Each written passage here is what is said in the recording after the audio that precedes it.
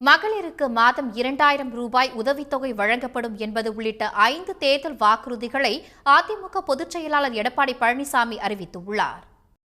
சென்னை ராயப்பேட்டையில் உள்ள அதிமுக தலைமை அலுவலகத்தில் முன்னாள் முதலமைச்சர் எம்ஜிஆரின் 109வது பிறந்த நாளையொட்டி அவரது சிலைக்கு எடப்பாடி பழனிசாமி மாலை அணிவித்து மரியாதை செலுத்தினார். பின்னர் செய்தியாளர்களை சந்தித்த பழனிசாமி முதற்கட்டமாக 5 தேர்தல் வாக்குறுதிகளை அறிவித்தார்.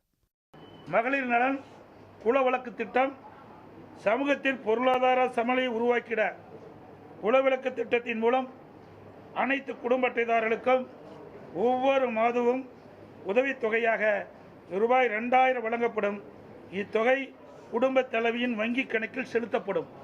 வாக்குறுதி எண் 2, ஆண்களுக்கும் மகளிருக்கும் கட்டணமில்லா பேருந்து பயண திட்டம்.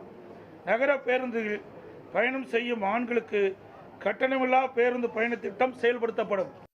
ஏற்கனவே செயல்படுத்தப்பட்டு வரும் மகளிருக்கான கட்டணமில்லா பேருந்து திட்டம் தொடர்ந்து செயல்படுத்தப்படும் என்றும், கிராமங்களிலும் நகரங்களிலும் சொந்த வீடு இல்லாதவர்களுக்கு அரசே இடம் வாங்கி அம்மா இல்லம் திட்டம் மூலம் விலையில்லாமல் கான்கிரீட் வீடு வழங்கப்படும் என்றும் பழனிசாமி தெரிவித்துள்ளார்.